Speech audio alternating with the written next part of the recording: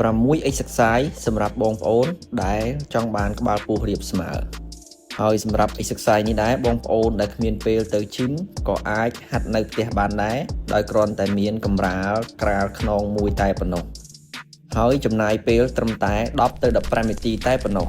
ឥឡូវយើងចូលមកដល់ exercise ទី1យើងប្រើជើងលើកខ្វែងគ្នាទៅមកដោយដាក់ខ្លួនឲ្យត្រង់យើងធ្វើវាចំនួន15ដងហើយធ្វើចំនួន3 rep ចូលមកដល់ exercise ទី2ក៏យើងធ្វើចំនួន15ដងដែរហើយធ្វើ3ជុំដូចគ្នាដោយប្រើទម្រង់ដូចដើមឥឡូវយើងចូលមកដល់ exercise ទី3 exercise ទី3នេះយើងលេងយកពោះចំហៀងយើងធ្វើវា15ដង3 rep ដូចគ្នាចូលមកដល់ exercise ទី4យើងធ្វើរបៀបនេះដោយដាក់ដងខ្លួនឲ្យត្រង់ហើយប្រឹងលើកជើងឡើងលើចំនួន15ដង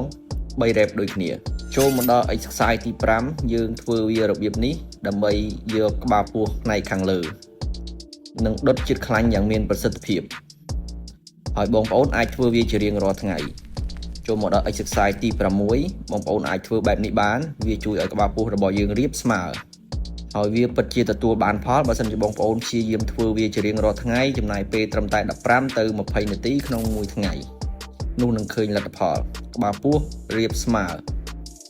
ហើយចាប់ផ្ដើមហាត់ប្រាណជាមួយខ្ញុំទាំងអស់គ្នាព្រោះខ្ញុំក៏ទើបតែអនុវត្តដែរ